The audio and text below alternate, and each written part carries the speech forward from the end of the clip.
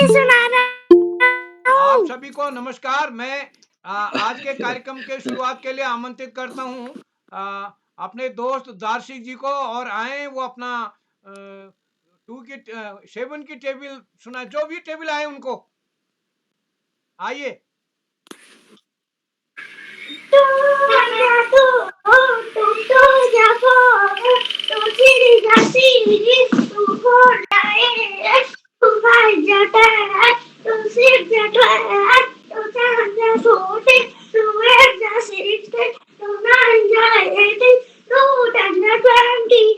Seven की भी आती है आपको? हाँ पांडे जी भूल गए, कह रहे हैं सेवन की सीखनी है मेरे को। हाँ, सेवन की हाँ, सीखनी है। 7 की सिखाइए।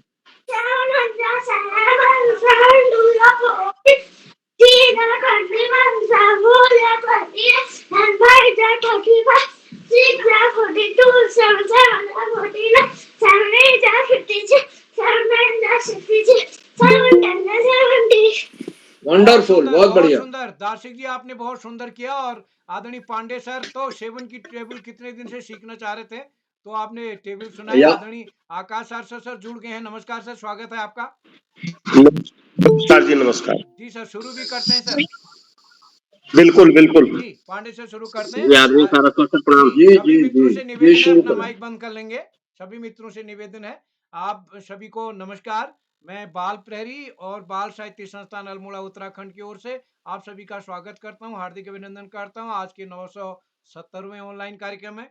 और जैसा कि हम सबके संज्ञान में है, आज त्वरित भाषण कार्यशाला होनी है।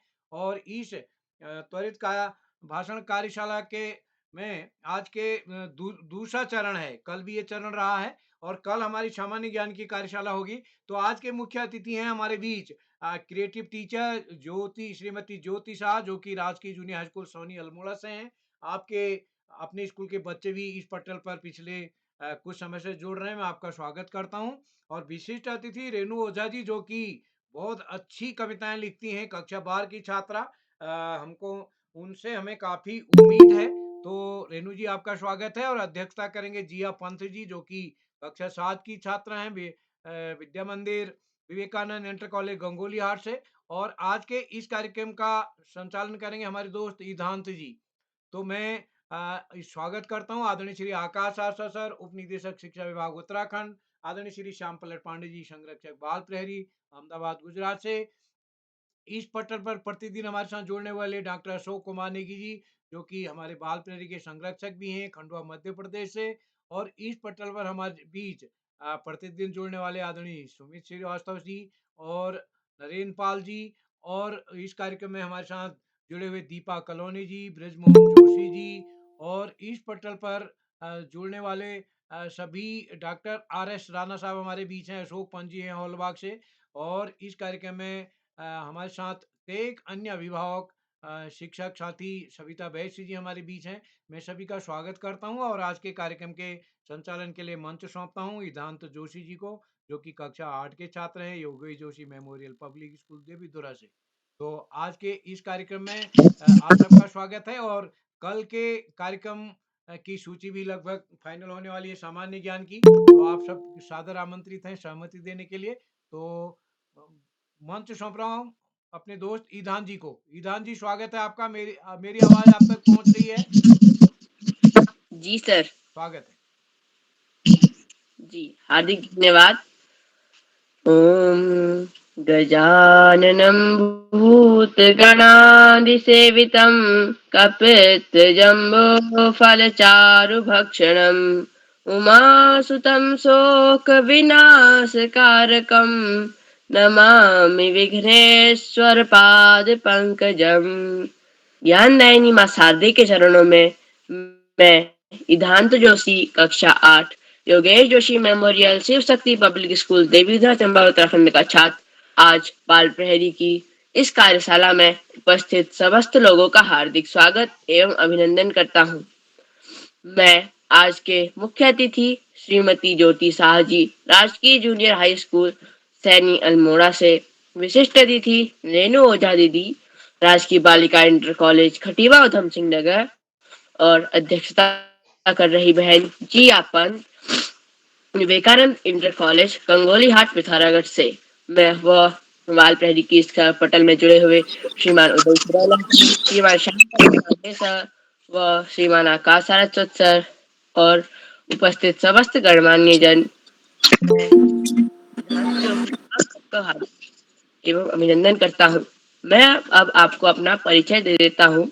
मेरा नाम इधांत जोशी है। मैं कक्षा 8 का छात्र हूँ। मेरे विद्यालय का नाम Yogesh Joshi memorial Shiv Shakti public school Devidhura Chamba Uttarakhand है।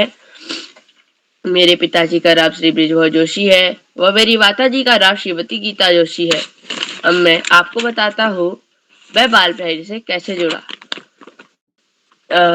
जब मैं कक्षा 4 में पढ़ता था तब मेरे पिताश्री अल्मोड़ा आए हुए थे और हमारे विद्यालय में बाल प्रहरी नामक पत्रिका पहले से आती थी। तो पापा जब अल्मोड़ा मेरी दीदी की शादी में आए हुए थे तब बाल प्रहरी की पत्रिका में श्रीमान उदय किरौला जी का पता लिखा हुआ है। उसके माध्यम से मेरे पिताश्री श्रीमान उदय किरौला जी से मिले और मैं कक्षा 4 से बाल प्रहरी की कार्यशालाओं में जुड़ रहा हूँ। अब मैं आपको संचालन के बारे में बताता हूँ। जब मैं पहली बार बाल प्रहरी में जुड़ा था तब जब मैं भी अपने से बड़े लोगों को या छोटे लोगों को संचालन करते देखता था तब मेरा भी मन होता था कि काश मैं भी संचालन करूं। तब मैं जब मेरा मन होता था तब एक बार किरौला जी का फोन आया और उन्होंने मेरा इंटरव्यू लिया और तब से मैं बाल प्रहरी संचालन कर रहा हूँ और यह मेरा संचालन का 15वां अवसर है। मैं जिसके लिए श्रीमान उदय किरौला जी का हार्दिक धन्यवाद व्यक्त करता हूँ। अब मैं आज के विशिष्ट अतिथि रेणु ओझा दीदी कक्षा 12 राजकीय बालिका इंटर कॉलेज खटीमा उधमसिंह नगर से। दीदी आपको हार्दिक स्वागत है। जी भैया, मैं उपस्थित हूँ। क्या आवाज आ रही है? जी आपकी आवाज आ रही है। आप पहले अपना बात सर दे उसके बाद मैं आपको आपका विषय बताऊंगा। जी भैया, आपका आभार।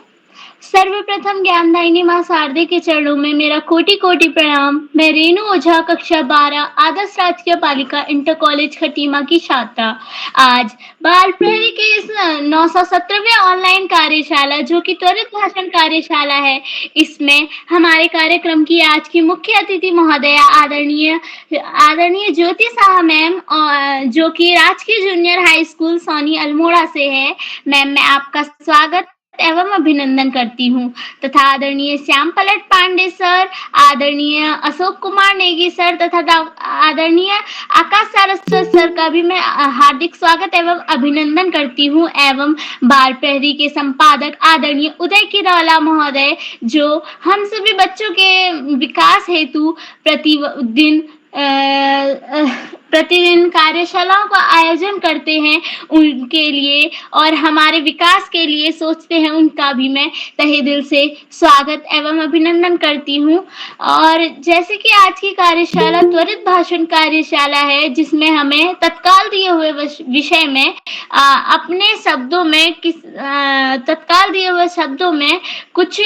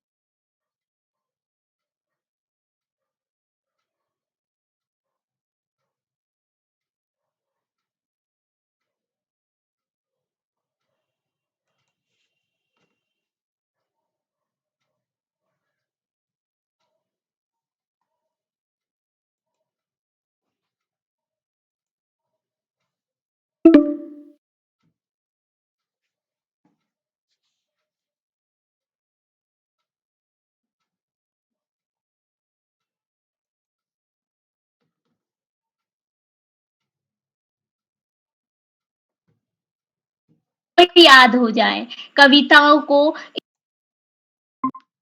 इतने अच्छे से याद करवाया जाता है कि हमें वह अच्छे तरीके से याद हो जाए। मतलब बचपन से ही हमारे शिक्षकों का, हमारे आस-पास के लोगों का, हमारे वातावरण का यह प्रयास होता है कि हम साहित्य को जानें और साहित्य से जुड़ें। साहित्य से जुड़ना मतलब मानो अपने ही अंदर की किसी कला को उभारना और अपने ही बारे में कुछ सीखना है। मैं कहूँ तो जब से मैं साहित्य से जुड़ी हूँ, जब से मैंने साहित्य को केवल पढ़ाई ना समझते हुए उससे कुछ सीखने का प्रयास किया है, तो मैं कहती हूँ मैंने अपने अंदर बहुत ही अधिक परिवर्तनों को देखा है और बहुत ही अपने अंदर ही इतने सारे चेंजेस देखे हैं, मैंने इतने सारे परिवर्तन देखे हैं साहित्य से जुड़ने के बाद। मेरे बोलने का तरीका, किसी से बात करने का तरीका, किसी के सामने अपनी बातों को अच्छे तरीके से व्यक्त करना मैंने साहित्य से सीखा है।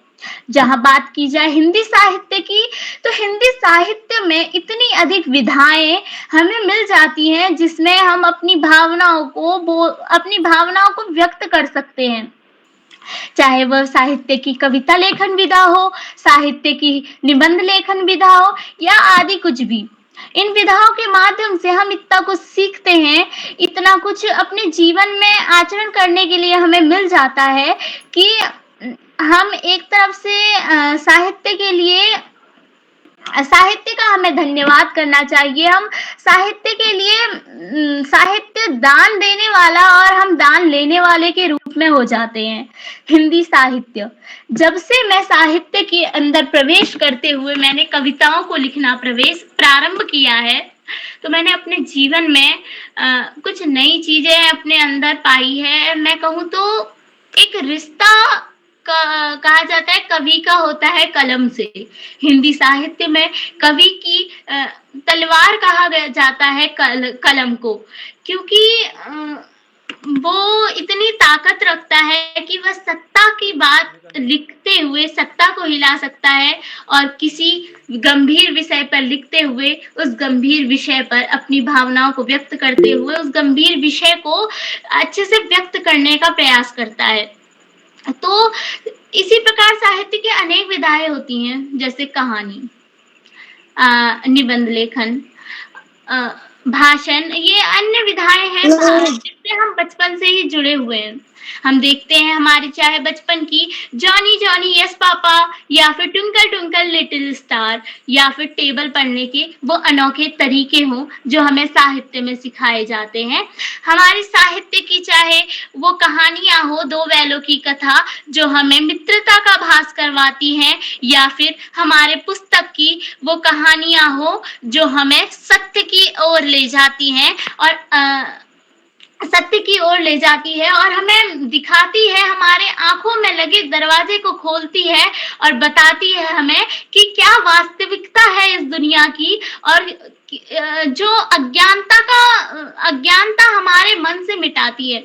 इसलिए कहा जाता है कि इन्हीं कार्यशालाओं में आदरणीय आकाश सारस्वत सर सदैव कहा करते हैं कि हमें हमेशा साहित्य से जुड़ना चाहिए। अपनी पाठ्य पुस्तकों के साथ साथ हमें साहित्य की पुस्तकें, अन्य साहित्यकारों की जीवनियां पढ़नी चाहिए। क्योंकि इससे भी हमारा कहीं ना कहीं लाभ मिलता है और हमें बहुत कुछ सीखने को मिलता है। साथ ही साथ साहित्य हम कहें तो वह एक निचोड़ होता है। साहित्य में इतनी सारी बातों को हमें इतने अच्छे तरीके से व्यक्त करने का अवसर मिल जाता है। हिंदी साहित्य की बात जहाँ पे किया जाए, जिसे कहीं पे हम देखें तो आज विलुप्त तो हुआ जा रहा है। बच्चे अपनी पाठ्य पुस्तकों से ही इतना दूर भागते हैं कि साहित्य की पुस्तकें पढ़ना तो दूर की बात है। इसलिए विद्यालयों में, अपने लाइब्रेरी में इस प्रकार की पुस्तकें भी रखनी चाहिए, जिससे हमें और अपनी पाठ्यक्रम के अलावा अन्य पुस्तकों से भी हमारा परिचय हो जाए। और साथ ही साथ जरूरी नहीं है कि हम ये इन चीजों को अपने जीवन में बड़े होने के पश्चात ही अपने जीवन में लाएं। बचपन से ही एक बच्चे के मन में इन सभी चीजों का आचरण करना एवं इन सब पुस्तकों को पढ़ने की आदत हमारे जीवन में पहले से ही होनी चाहिए और हिंदी साहित्य की संपूर्ण व्याख्या कर पाना असंभव सा लगता है। इन्हीं के साथ अंतिम शब्दों में मैं अपनी वाणी को विराम देना चाहूंगी कि उड़ान मेरी तय कर दी इस कलम ने, उड़ान मेरी तय कर दी इस कलम ने, अब यह अंबर मुझे सुहाता है, अब यह अंबर मुझे सहाता है। कविता की बोली हूँ मैं, कविता की एक बोली हूँ मैं, और यही अंबर अब मुझको भाता है, और यही अंबर अब मुझको भाता है। धन्यवाद। जी, हार्दिक धन्यवाद। आपका हमें विशिष्ट अतिथि का उद्बोधन व आपकी प्रस्तुति बहुत अच्छी रही। आपकी प्रस्तुति से हमें काफी कुछ सीखने को मिलता है। आपके अंदर आत्मविश्वास की कमी नहीं है। इससे हमें भी एक सीख मिलती है कि हमारे अंदर भी आत्मविश्वास की कमी नहीं होनी चाहिए। अब मैं कार्यशाला को आगे बढ़ाते हुए पहले आपको कुछ नियम बताना चाहता हूँ, जिनको आपको कार्यशाला के दौरान लागू है। जिसमें प्रथम नियम है, अगर कोई प्रतिभागी अपनी प्रस्तुति दे रहा हो तो आपको बीच में माइक खोल करके उसकी प्रस्तुति में व्यवधान नहीं डालना है। अपने अभिभावकों से विनम्र निवेदन है कि आप लोग पीछे से सहायता ना करें। इसी के साथ अब मैं कार्यशाला में आगे बढ़ते हुए नीलाक्षी कॉलोनी कक्षा 7 JN public school Tanakpur Champawat बहन नीलाक्षी,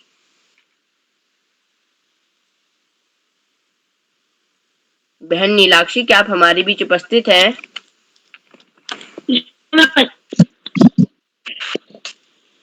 जी, आपका हार्दिक स्वागत है।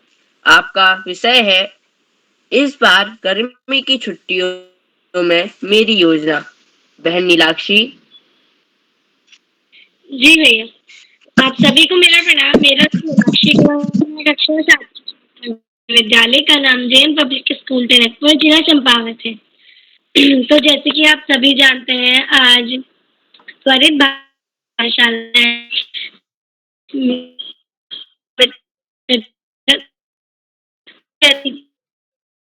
राजकीय जूनियर हाई स्कूल में अपने कार्यक्रम की विशिष्ट अतिथि मेरी बड़ी दीदी रेणु ओझा कक्षा 12 राजकीय बालिका इंटर कॉलेज कटीमा मध्यम सिंह नगर।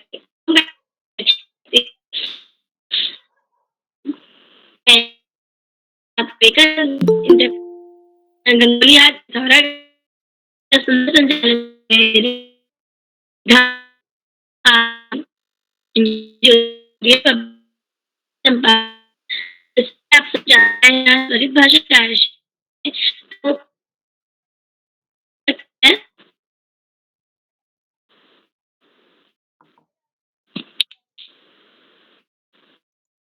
नीलाक्षी की आवाज कट रही, बाद में बुला लेते हैं संचालक जी। जी सर। अब मैं आगे बढ़ते हुए कुमारी यशस्वी, छोटी बहन यशस्वी कक्षा 5 सेठ आनंदराम जयपुरिया स्कूल गौरीगंज अमेठी उत्तर प्रदेश से। बहन यशस्वी। जी भैया, मैं उपस्थित हूँ। क्या आप तक मेरी जा रही है? जी, आपकी आवाज आ रही है। आपका विषय है मेरे विद्यालय का सबसे अच्छा विद्यार्थी। जी धन्यवाद भैया। ज्ञानदायिनी माँ सरस्वती को मैं कोटिशा प्रणाम करती हूँ। मेरा नाम यशस्वी है। मैं कक्षा 5 में पढ़ती हूँ। मेरे विद्यालय का नाम सेठ आनंद राम जयपुरिया स्कूल है। मैं गौरीगंज अमेठी उत्तर प्रदेश से हूँ। तो जैसा कि आज त्वरित भाषण कार्यशाला है, तो मेरा विषय है मेरे विद्यालय के सबसे अच्छा विद्यार्थी। तो हमारा स्कूल कक्षा 9 तक का है। तो मुझे सबसे अच्छी कक्षा 9 की अनामिका दीदी लगती हैं। वो बहुत अच्छी हैं। उनका नेचर जो है बहुत अच्छा है, और उनकी राइटिंग भी बहुत अच्छी है। वो अगर हम उनसे कोई भी हेल्प मांगे तो वो हमारी हेल्प करती हैं, और वो क्लास में फर्स्ट आती हैं। एंड उनका नेचर भी बहुत अच्छा है। एंड वो सारे बच्चों की हर टाइप की हेल्प करती हैं। अगर किसी को कोई भी प्रॉब्लम होती है तो वो हम सबका साथ देती है। एंड वो बहुत पढ़ने में भी बहुत अच्छी हैं। एंड वो हमारे स्कूल की मॉनिटर हैं। हमारे स्कूल की डिसिप्लिन इंचार्ज हैं। वो बहुत अच्छी हैं। एंड और वो बहुत अच्छा गाती हैं उनको वो बहुत अच्छे से डांस भी करती हैं और उन्होंने मैं भी उनके ही हाउस में हूँ मैं भी उनके ही गोदावरी हाउस में हूँ और हम सब ने मिलके जो है गोदावरी हाउस को कबड्डी के मैच में भी जिताया था उन्होंने और वो बहुत अच्छा कबड्डी भी खेलती हैं वो खेलों में भी बहुत अच्छी हैं वो हम सबको बहुत अच्छी लगती हैं। धन्यवाद। जी हार्दिक धन्यवाद। अब मैं आगे आमंत्रित करते कार्यशाला को आगे बढ़ाते हुए मंच पर आमंत्रित करता हूँ कुमारी मंत्रिता शर्मा, कक्षा 6। बहन मंत्रिता, क्या आप हमारे बीच उपस्थित हैं? मंत्रिता शर्मा, कक्षा 6, सीएम राइस शासकीय पद्य में राजे कन्या उच्च माध्यमिक विद्यालय ग्वालियर मध्य प्रदेश से। बहन मंत्रिता शर्मा शायद वे हमारे बीच उपस्थित नहीं है। अब मैं मंच पर आमंत्रित करता हूँ कुमारी Pallavi Bisht, army public school Ranikhet Almora से। बहन पल्लवी। हाँ भैया, मैं उपस्थित हूँ। आप सभी को मेरा नमस्कार। जी, आपका विषय है मेरे पापा मेरे आदर्श हैं। धन्यवाद भैया, आपने मुझे इतना प्यारा विषय दिया। मेरे पापा मेरा आदर्श है। मुझे अपने पापा बहुत अच्छे लगते हैं। मेरे पापा मेरी हर तरीके की मदद करते हैं। मुझे मेरे पापा बहुत पसंद है। मेरे पापा का नाम दीपक चंद बिष्ट है। मेरे पापा राजकीय इंटर कॉलेज फलदाकोट शहर में अध्यापक हैं और वो मेरी पढ़ाई में भी मदद करते हैं तथा उन्होंने मुझे बहुत अच्छी-अच्छी चीज़ें सिखाई है, जैसे झूठ नहीं बोलना चाहिए, कैसे काम करना चाहिए, कैसे दूसरों से बोलना चाहिए और मेरे पापा सबकी मदद करते हैं और मेरे पापा मुझे बहुत प्यार से समझाते हैं। अगर हम कोई शैतानी कर लेते हैं तो हमारे पापा हमें डाँटते भी हैं और इसीलिए मेरे पापा मेरे आदर्श हैं। धन्यवाद।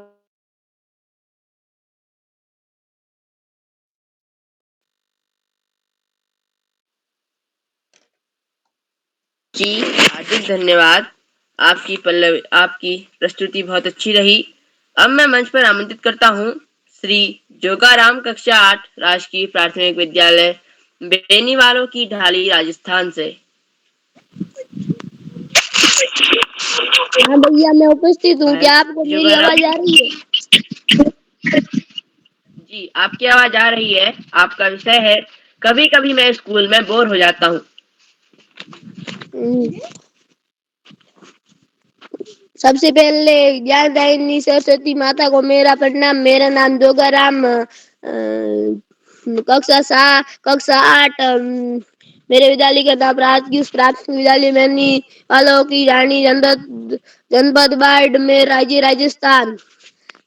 मेरा विषय है कि कभी कभी मैं स्कूल में बोर हो जाता हूँ। मैं कभी कभी स्कूल में बोर हो जाता हूँ तो हमारे स्कूल की लाइब्रेरी में से कोई भी कहानी की किताब या कोई भी चुटकुलों की किताब ले या मैं कोई एक विषय से बोर हो जाता हूँ तो मैं दूसरा विषय खोल कर पढ़ने लग जाता हूँ। वैसे तो हमारे स्कूल में सभी टीचर ऐसे पढ़ाते हैं। हमारा विद्यालय बहुत अच्छा है। ठीक है, धन्यवाद।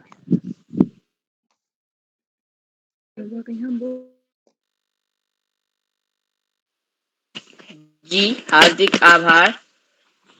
आपने बहुत अच्छी प्रस्तुति दी। अब मैं मंच पर बड़े ही आदर और सम्मान के साथ आमंत्रित करता हूँ श्रीमान आकाश सरस्वत सर, उप निदेशक।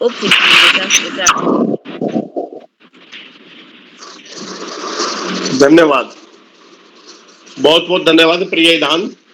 सबसे पहले प्रिय ईधान को बेहतरीन संचालन के लिए बहुत बहुत बधाई। बाल प्रहरी के इस 1000वें पड़ाव की तरफ बढ़ती हुई कार्यशाला के मुख्य अतिथि के रूप में प्रिय ज्योति, विशिष्ट अतिथि के रूप में प्रिय रेणु, अध्यक्षता कर रही प्रिय जिया और कार्यक्रम का बेहतरीन ढंग से संचालन कर रहे प्रिय ईधान, इस कार्यक्रम के कर्ता धर्ता रीढ़ की हड्डी अनासक्त कर्मयोगियों में अग्रणी निरंतर बाल हित चिंतक बालक पालक मित्र श्री उदय किरोला जी, परम सम्मानित श्याम पलट पांडे जी, अशोक जी, सुमित जी, उमेश गंगा, नीलम किरण सहित समस्त विद्वान शिक्षकगण, विदुषी, शिक्षिकाएं, अतिथिगण, अभिभावकगण, साहित्यकारगण, अन्य सुधीजन, समाजसेवीगण एवं प्यारे बच्चों। त्वरित भाषण कार्यशाला बाल प्रहरी की कार्यशालाओं में सबसे जटिल और क्लिष्ट कार्यशालाओं में से एक, जिसमें बच्चों को सोचने की जरूरत पड़ती है। और जो बच्चे निरंतर इन कार्यशालाओं में प्रतिभाग करते हैं, निरंतर पढ़ते रहते हैं, जिनकी रीडिंग हैबिट बहुत स्ट्रांग होती है, ऐसे बच्चे ही इस कार्यशाला में बेहतरीन प्रस्तुति दे पाते हैं। वास्तव में बाल प्रहरी की बहुआयामी कार्यशालाएं बच्चों के व्यक्तित्व विकास के लिए, उनके व्यक्तित्व में सकारात्मक परिवर्तन के लिए कृत संकल्प है और ऐसा देखा भी जा रहा है। पिछले 3 वर्षों से लगातार जो बच्चे इन कार्यशालाओं में जुड़े हैं, उनके व्यक्तित्व में, उनके व्यक्तित्व में, उनकी लेखन क्षमता में और उनकी वक्तव्य क्षमता में, सभी में चमत्कारिक परिवर्तन दृष्टिगोचर हो रहे हैं। जो बच्चे यहाँ प्रतिभाग करते हैं वो अपने न केवल विद्यालय में, अन्य स्थानों पर, समाज में जहाँ भी कोई कार्य होते हैं, जहाँ भी कुछ प्रतियोगिता होती है, वहां पर बेहतरीन स्थान प्राप्त करते हैं। और राज्य स्तर पर भी बहुत सारा उदाहरण है इसके। राज्य स्तर पर बहुत सारी प्रतियोगिताओं में बच्चे बहुत अच्छा प्रदर्शन करते हैं, स्थान भी प्राप्त करते हैं। और अब तो अपने राज्य की बोर्ड परीक्षा की स्टेट मेरिट में भी बच्चे अपना स्थान बना रहे हैं। वास्तव में कहीं ना कहीं इसके पीछे उदय किरोला जी की प्राणपण से की गई मेहनत और बच्चों द्वारा किया गया संघर्ष है, उनके शिक्षकों द्वारा, माता पिता द्वारा दिया गया सहयोग है। और उसमें कहीं ना कहीं चाहे किंचित मात्र भूमिका ही हो, बाल प्रहरी की भूमिका भी देखने में आती है। प्यारे बच्चों, पढ़ाई का कोई विकल्प नहीं, सफलता का कोई शॉर्टकट नहीं। जीवन में आगे बढ़ना है, ज्यादा से ज्यादा पढ़ना ही होगा। जो बच्चे माता पिता, गुरुजनों और समस्त बड़ों का आशीर्वाद लेते हुए, साथियों को सहयोग देते हुए, सहयोग लेते हुए, छोटों को प्रेम करते हुए, नियमित व सतत अध्ययन करते हुए, उनका भावी जीवन सुखमय हो जाता है। और जो बच्चे ऐसा नहीं कर पाते, उन्हें जीवन में बहुत सारी दिक्कतों का सामना करना पड़ता है। अपने पाठ्यक्रम के इतर सामान्य ज्ञान की पुस्तकें पढ़ना, हिंदी अपने साहित्य की पुस्तकें पढ़ना और महापुरुषों के जीवन से सीखकर उन्हें लागू करना, अपने आचरण में लाना, निश्चित रूप से हमें आगे बढ़ने के लिए प्रोत्साहित करता है। आज इस महत्वपूर्ण अवसर पर सभी का आभार प्रकट करते हुए, सभी बच्चों को शुभाशीष देते हुए और अंत में सामाजिक आर्थिक विषमता के ऊपर 2 पंक्ति बोलते हुए जो रामदास सिंह दिनकर जी ने कहा है, मैं अपनी वाणी को विराम दूंगा। श्वानों को मिलता दूध वस्त्र, भूखे बालक आकुलाते हैं, माँ की हड्डी से चिपक ठठुर जाड़ों की रात बिताते हैं। युवती पत्नी के लज्जा व सनवेच जब ब्याज चुकाए जाते हैं, मालिक तब तेल फुलेलों पर पानी सा द्रव्य बहाते हैं। धन्यवाद। जय हिंद, जय भारत। जी, हार्दिक धन्यवाद सर, हार्दिक आभार। आपने हमें इतना अच्छा ज्ञान दिया, वो आपने हमारा ज्ञानवर्धन किया। इसी के साथ अब मैं मंच पर आमंत्रित करता हूँ कुमारी चिन्मयी शर्मा, कक्षा 8, शंकर देव शिक्षा निकेतन, पुरी दाम नाहगाम, असम।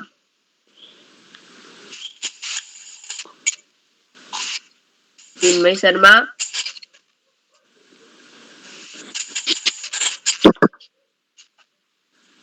हमारे बीच उपस्थित नहीं है। अब मैं मंच पर आमंत्रित करता हूँ कुमारी वादमी, कक्षा 5, राजकीय उच्च प्राथमिक विद्यालय बेनीवालों की डांडी, राजस्थान से। कुमारी वादमी। जी भैया, मैं उपस्थित हूँ। जी, आपका विषय है मेरे प्रिय शिक्षक। मेरे विद्यालय का नाम राजकीय उच्च प्राथमिक विद्यालय बेनीवालों की डानी। मेरा नाम विद्यामी, कक्षा 4 की छात्र। मेरे प्रिय शिक्षक, आपका बहुत बहुत धन्यवाद, मेरे को ये भी सी दिया।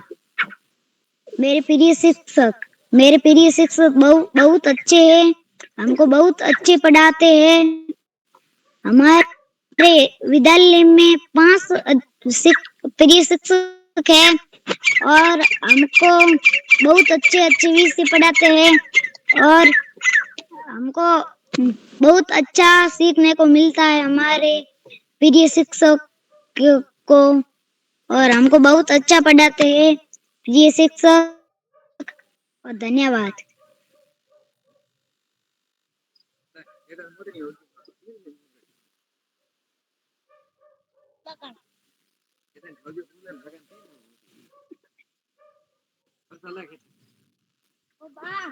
जी ईधान जी। ईधान जी। जी हार्दिक धन्यवाद। अब मैं मंच पर आमंत्रित करता हूँ, आगे बढ़ते हुए मंच में आमंत्रित करता हूँ कुमारी सोनाक्षी, कक्षा 8, राजकीय इंटर कॉलेज राणाकोट टिहरी से। कुमारी सोनाक्षी शायद वे किसी कारण बीच हमारे बीच उपस्थित नहीं है। अब मैं मंच पर आमंत्रित करता हूँ कुमारी सुमन, कक्षा 5, राजकीय इंटर कॉलेज मानीला सल्ट अल्मोड़ा से।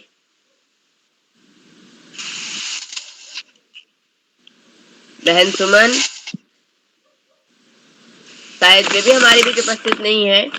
अब मैं मंच पर आमंत्रित करता हूँ आज के मुख्य अतिथि श्रीमती ज्योति शाह जी, राजकीय junior high school Saini Almora से। धन्यवाद ईधान। परम सम्मानीय उपनिदेशक शिक्षा विभाग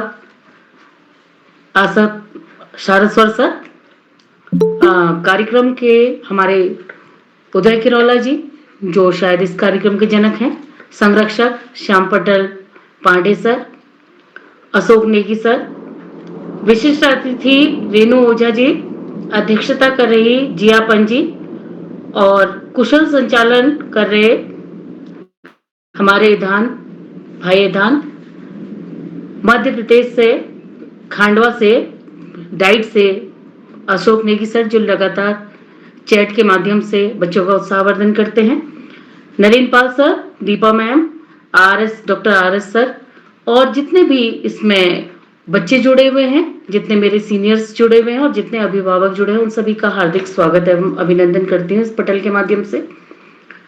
मेरा सौभाग्य है कि मुझे इसमें बोलने का अवसर प्राप्त हुआ। बोलना तो ऐसा लग रहा है जैसे सूर्य को दिया दिखा रही हूँ, क्योंकि सर आप लोगों ने जितनी मेहनत की है 970 वर्चुअल मीट तक पहुंचाना शायद एक बहुत ही बड़ा प्रयास है। बहुत अच्छा लगा मुझे इससे जुड़ करके, क्योंकि मैं बाल प्रहरी से तो जुड़ी हुई थी, बच्चों को कार्यक्रम में पार्टिसिपेट कराती थी और जो भी बच्चे पार्टिसिपेट करते थे उसको अल्मोड़ा बुक डिपो में भेजती थी। लेकिन इस पटल से मैं अभी इसी समय जो पुस्तक मेला यहाँ हुआ था, हमारे रानीखेत में कौतिक हुआ था, उस समय किरौला जी से मेरी मुलाकात हुई और मैं तब जुड़ पाई।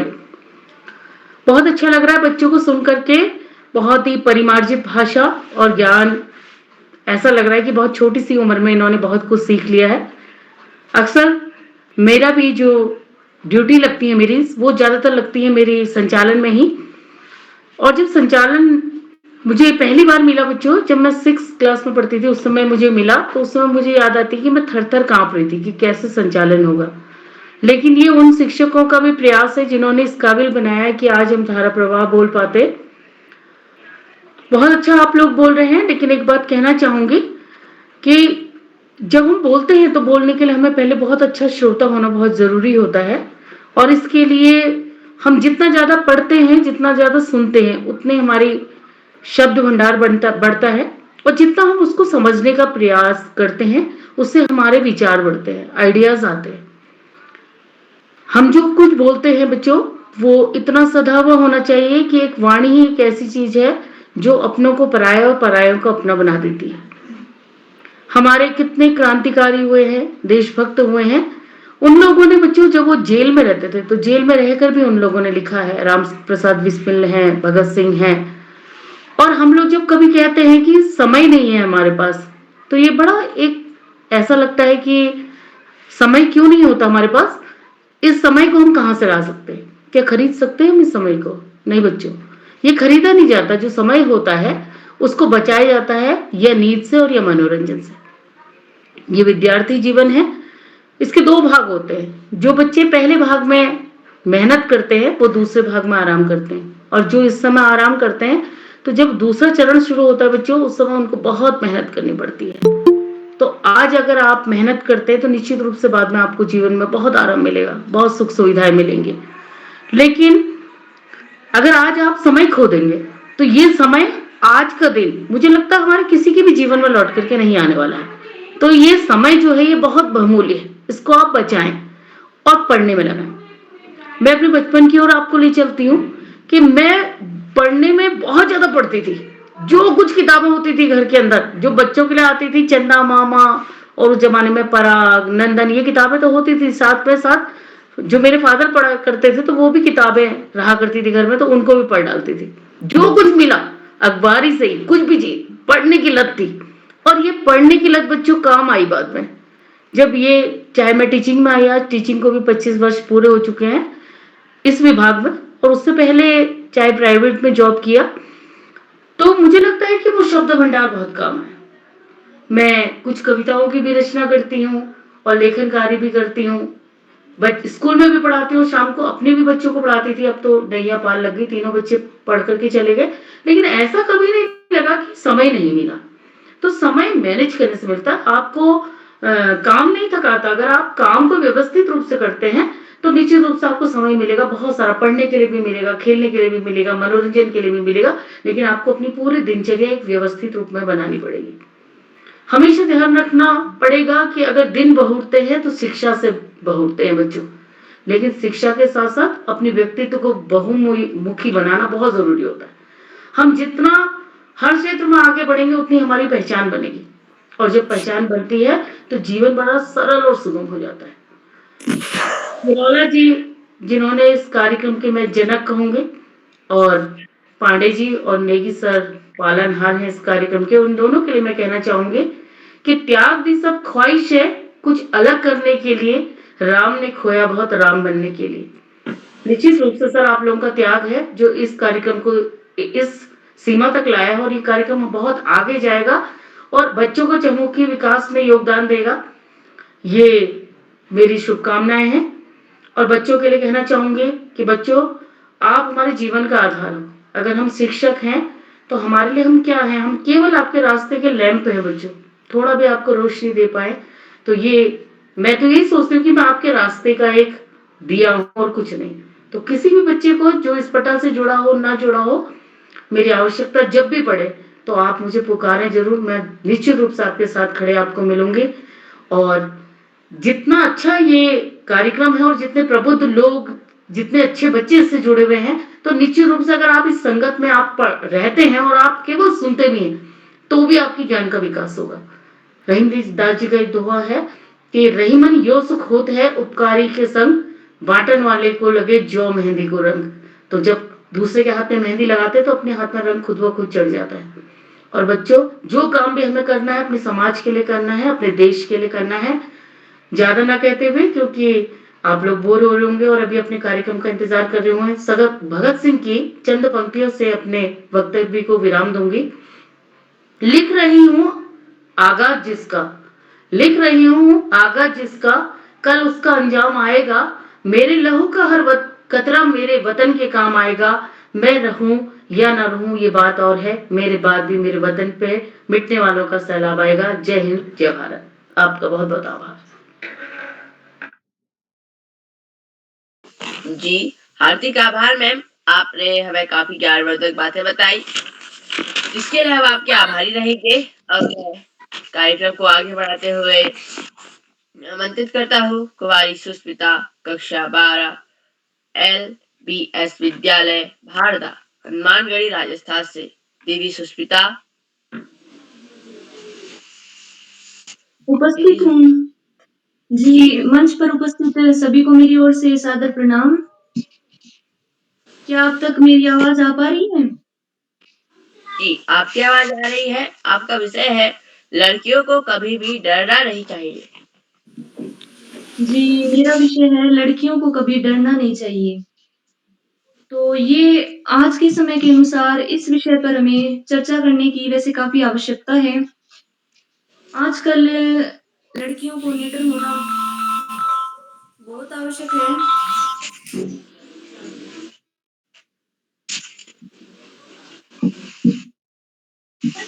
जी, क्या मैं आपसे दोबारा पूछना चाहती हूँ कि आप तक आवाज़ आ पा रही है? जी, आपका है लड़कियों को कभी डरना नहीं चाहिए। जी, बाकी लोग अपना माइक बंद कर लें please. Doctor DS Rana ID से प्लीज अपना माइक बंद कर लें बाकी लोग। जी, मैं बोलना शुरू करना चाहती हूँ। तो मेरा विषय है लड़कियों को कभी डरना नहीं चाहिए। तो अगर हम आज के समय के अनुसार इस विषय पर चर्चा करें, तो ये काफ़ी आवश्यकता का विषय है। तो लड़कियाँ आजकल निडर होने की उनको काफ़ी आवश्यकता है क्योंकि आज का समय ऐसा आ गया है कि जहाँ लड़कियाँ भी किसी भी क्षेत्र में लड़कों से कम नहीं हैं। जितना लड़के को सुविधाएँ प्राप्त हो रही हैं, उतनी लड़कियों को भी आजकल सुविधाएँ प्राप्त हो रही हैं। तो लड़कियों को निडर होना मेरे ख़्याल से आज के समय में काफ़ी ज़्यादा आवश्यक हो गया है। तो कोई भी क्षेत्र हो, उसमें साहस के बिना तो कोई काम हो ही नहीं सकता। जब कोई स्त्री या फिर कोई लड़की खुद दृढ़ निश्चयी होगी, खुद स्वावलंबी होगी, तभी तो वो कोई कार्य कर पाएगी। इसीलिए उसके लिए सबसे पहले हमें साहस की तो आवश्यकता पड़ती ही है।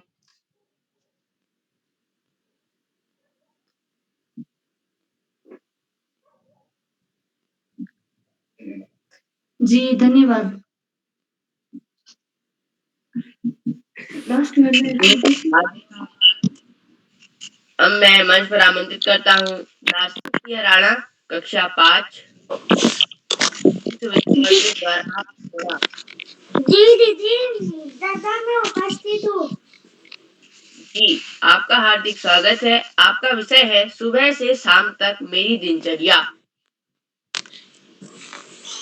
तो मेरा विषय है सुबह से रात तक दिनचर्या।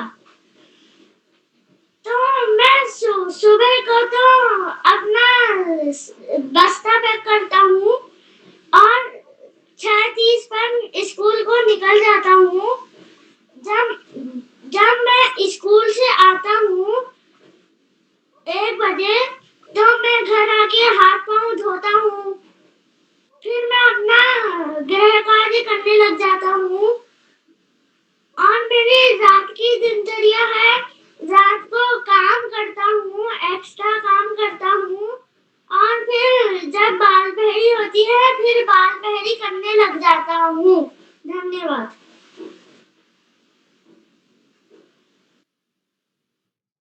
जी, आपका हार्दिक आभार। अब मैं कार्यशाला को आगे बढ़ाते हुए आज के अंतिम प्रतिभागी कुमारी हिमांशी रौतेला कक्षा 8 विवेकानंद इंटर कॉलेज अल्मोड़ा से। जी, ईरान भैया मैं उपस्थित हूँ। क्या अब तक मेरी आवाज आ रही है? जी, आपकी आवाज आ रही है। आपका विषय है बाल प्रहरी की कार्यशालाओं में समय की बर्बादी है। जी, धन्यवाद। सर्वप्रथम माँ शारदे के चरणों में मेरा कोटि-कोटि नमन एवं आप सभी को मेरा सादर प्रणाम। मेरा नाम हिमांशी रौतेला है। मैं कक्षा 8वीं की छात्रा Vivekanand inter college Danidhar road Almora से। मेरा जनपद का नाम अल्मोड़ा और राज्य का नाम उत्तराखंड है। जैसे कि आप सभी जानते हैं कि आज त्वरित भाषण कार्यशाला है और त्वरित भाषण कार्यशाला में मेरा विषय है बाल पहरी की कार्यशाला में समय की बर्बादी।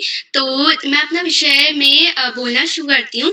मेरे को तो लगता है कि बाल पहरी की जो कार्यशाला होती है उसमें समय की बर्बादी बिल्कुल नहीं होती है। उससे हमें कुछ नया सीखने को मिलता है, कुछ ना कुछ हमेशा नया सीखने को मिलता है हमें।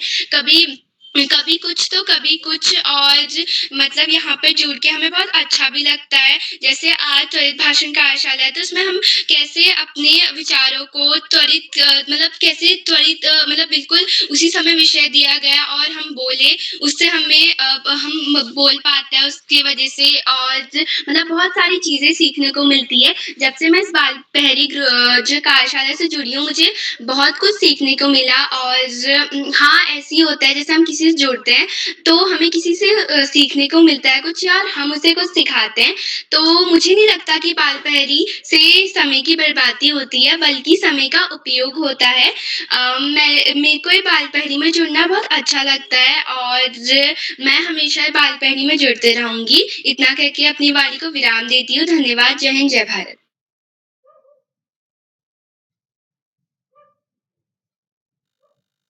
जी, आपका हार्दिक आभार।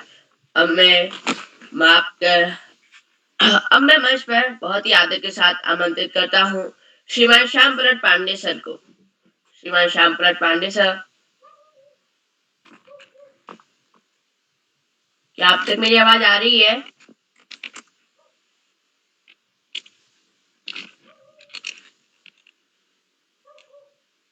श्रीमान श्याम प्रसाद पांडे सर,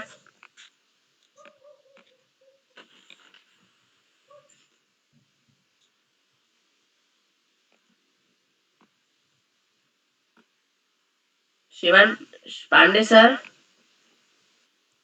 शायद वे हमारे बीच अभी नहीं जुड़े हैं। अब मैं आमंत्रित करता हूँ आज के अध्यक्ष जिया पंत, कक्षा 7, विवेकानंद इंटर कॉलेज, गंगोली हाट, पिथौरागढ़ से। बहन जिया,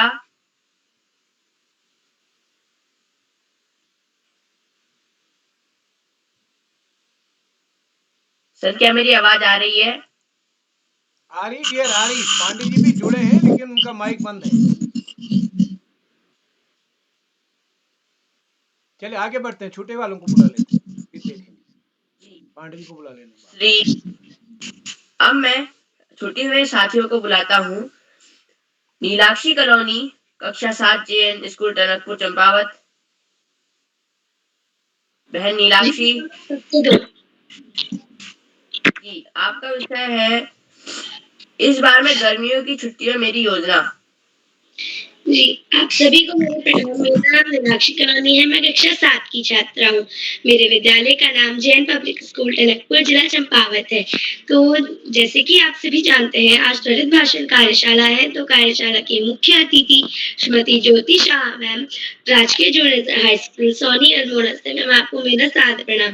कार्यक्रम की विशिष्ट अतिथि मेरी बड़ी दीदी रेणु ओझा, कक्षा 12, राजकीय बालिका इंटर कॉलेज, कटीमा, उधम सिंह नगर से। कार्यक्रम की अध्यक्षता करती हुई मेरी बहन जिया पंत, कक्षा 7, विवेकानंद इंटर कॉलेज, गंगोली हाट, पिथौरागढ़ से। एवं कार्यक्रम का सुंदर संचालन कर रहे हैं मेरे बड़े भैया सिद्धार्थ जोशी, कक्षा 8, Yogesh Joshi memorial public school, Devidhura, Champawat से। तो जैसे कि आप सभी जानते हैं, आज त्वरित भाषण कार्यशाला है, तो मेरा विषय है इस गर्मियों की छुट्टियों की मेरी योजना।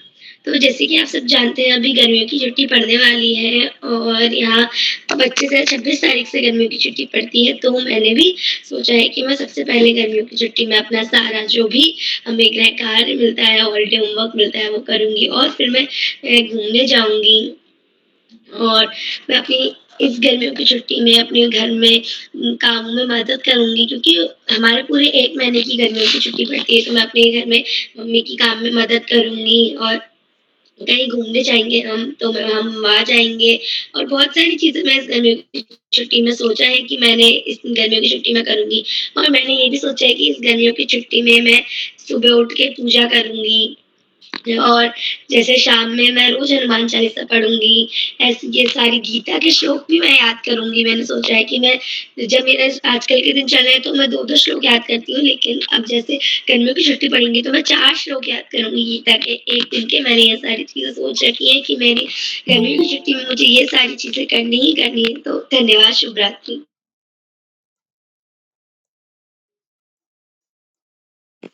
जी, आपका हार्दिक आभार। अब मैं आगे को बढ़ता हूँ। कुमारी मंत्रिता शर्मा, कक्षा 6। कुमारी चिन्मयी शर्मा, कक्षा 8। नमस्ते तू। जी, चिन्मयी शर्मा जी या फिर मंत्रिता शर्मा? मंत्रिता। जी, आपका हार्दिक स्वागत है। आपका विषय है कभी-कभी मुझे रात को बहुत अच्छे सपने आते हैं। सभी को मेरा सादर नमस्कार एवं आप सभी वरिष्ठजनों से क्षमा मांगूंगी कि मैं किसी कारणवश समय पर नहीं उपस्थित हो पाई थी। तो अब मैं अपने विषय के ऊपर अपनी बात को रखती हूँ, जो कि है कि कभी-कभी रात को मुझे अच्छे सपने आते हैं। वैसे तो हमेशा ही रात को अच्छे सपने आते हैं और कभी-कभी नहीं भी आते, लेकिन जब अच्छे सपने आते हैं तब सारी रात अच्छा लगता है और जब भी उसमें कुछ बुरा रहता है या फिर कुछ बुरे सपने आते हैं, जैसे भूत के सपने आते हैं कभी-कभी, तो मैं भगवान का नाम लेती हूँ। नहीं तो जब अच्छे सपने आते हैं, तो वैसे तो भैया कान्हा जी के मतलब भगवान के इन्हीं के अच्छे सपने आते हैं मुझे। और मुझे मतलब जो अच्छे सपने आते हैं, या धरती माता को प्रणाम करके मैं उठती हूँ और मुझे मतलब आईपीएस बनने के और धरती माता की सेवा करने जैसे सपने भी आते हैं और उन सपनों को देखकर मुझे बहुत अच्छा लगता है। धन्यवाद। जी, आपका हार्दिक आभार। आगे बढ़ते हुए चिन्मयी शर्मा, कुमारी सोनाक्षी कक्षा 8, कुमारी सुमन कक्षा 8, 5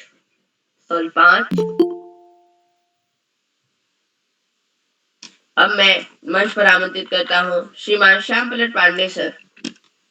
मेरी आवाज आ रही है विधान जी? जी सर, आपकी आवाज आ रही है। बहुत बहुत धन्यवाद, बहुत बहुत हार्दिक आभार प्रिय विधान। आपने बहुत सुंदर संचालन किया और आत्मविश्वास से भरा हुआ संचालन, त्रुटिहीन संचालन और बड़ी स्पष्टता है आपके संचालन। एक उजास है, एक प्रकाश है संचालन में और यही होना भी चाहिए। तो बहुत बहुत हार्दिक बधाई देता हूँ आपके आत्मविश्वास से भरे संचालन के लिए, सुंदर संचालन के लिए, कुशल संचालन के लिए। और अपनी बात आगे बढ़ाने से पहले मैं आपसे अनुरोध करूंगा कि आप मंच पर आएं और अपने तत्काल दिए गए विषय पर वक्त भाषण दें। मैं आपको विषय दे रहा हूं। आपका विषय है घर के कामों में मेरी भूमिका। घर के कामों में मेरी भूमिका। हार्दिक धन्यवाद सर, हार्दिक आभार। मैं मां शारदे को नमन करते हुए ईधांत जोशी कक्षा 8 का छात्र Yogesh Joshi memorial Shiv Shakti public school Devidhura Champawat Uttarakhand से आप सबके बीच आज की त्वरित भाषण कार्यशाला में मैं अपने विषय घर के कामों में मेरी भूमिका में कुछ बोलना चाहता हूँ। घर के जैसे कि घर के काम जो होते हैं वो अधिकतर घरों में माँ करती है और घर के कामों में माँ के साथ साथ बच्चे भी माँ की मदद करते हैं। वैसे ही मैं भी अपनी माताश्री की मदद करता हूँ। जैसे आजकल हमारे देवीधुरा में भी, देवीधुरा से पहाड़ी इलाके में भी पानी की कमी हो रही है, तो जैसे पानी भर के लाना, खाना बनाने के लिए पानी लाना और देवताओं को पूजन करना, कभी संडे को झाड़ू लगा देना और पोछा लगा देना और भी कई सारे काम। और जब घर में पानी नहीं होता है तो पानी लेके आना और भी कई सारे काम में माताश्री की मदद करता हूँ। और मैं कई बार मेरे से वो काम अच्छे से होते नहीं है तो उनको माताश्री को दोबारा करने पड़ते हैं, जिसके लिए मैं ये सोचता हूँ कि मेरे को ये काम अच्छे से आ जाए और मैं ये अच्छे से कर लूँ। तो इसी के साथ अपनी वाणी को विराम देता हूँ। धन्यवाद। बहुत सुंदर दिया। और घर के कामों में हमेशा हाथ बटाना चाहिए। अपने आप बटाते भी हैं, माँ की मदद करते हैं, घर के कामों में मदद करते हैं। कुछ काम ऐसे होते हैं जो बच्चे नहीं कर सकते, माँ की उसमें मदद जरूर करते तो और करना चाहिए। उससे हमारे अंदर दृढ़ता आती है, अनुशासन आता है, आज्ञा पालन आता है, बहुत सारी विविधता आती है, बहुत सारे गुण विकसित होते हैं। तो आपके सुंदर वक्तव्य के लिए मैं आपको बहुत बहुत हार्दिक बधाई देता हूँ और बड़ी ईमानदारी और स्पष्टता से आपने अपनी बात की। आज के हमारे इस कार्यक्रम में कुल प्रतिभागियों में तो 12 प्रतिभागी हैं और 3 को अगर जोड़ में संचालक, अध्यक्ष, विशिष्ट अतिथि को तो 15 होते। इन 12 प्रतिभागियों में 3 प्रतिभागी आज राजस्थान से सौभाग्य मंच का कि 3 प्रतिभागी श्री जोगाराम जी, ईधांत जी अपना माइक बंद कर लीजिए। ईधांत जी अपना माइक बंद कर विधान जी माइक बंद कर लीजिए। तो 3 बच्चे राजस्थान से हैं, श्री जोगाराम कक्षा 8, कुमारी बादामी कक्षा 5 और कुमारी सुष्मिता कक्षा 12 और एक प्रतिभागी उत्तर प्रदेश से है, एक प्रतिभागी मध्य प्रदेश ग्वालियर से और एक प्रतिभागी आसाम से। तो 12 में से 6 प्रतिभागी उत्तराखंड के बाहर के। यह संयोग बहुत कम आता। मैं सारे प्रतिभागियों को आज जिन्होंने पुरस्कृतियां दी, बहुत-बहुत हार्दिक बधाई। और विषय ऐसा था उस विषय पर बोलना, लेकिन हमारे यहाँ त्वरित भाषण कार्यशालाएं आयोजित की जा रही हैं। महीने में तो 1-2 बार हो ही जाती हैं, इसलिए बच्चों को धीरे-धीरे अभ्यास भी हो। पर जो बच्चे बाहर से आ रहे हैं, नए-नए आ रहे हैं, उनको थोड़ा अभ्यास करना।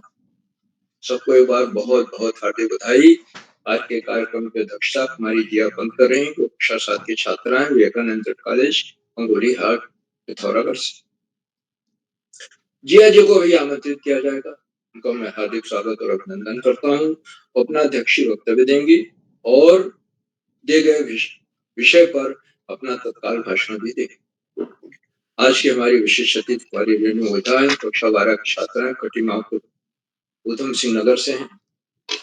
और रेणु जी ने बच्चे साहित्य के क्षेत्र में कहाँ तक आगे बढ़ सकते हैं, कैसे आगे बढ़ सकते हैं, विषय पर बहुत सुंदर उन्होंने कहा। देखिए, बच्चे तो सबसे पहले कविता से जुड़ते हैं।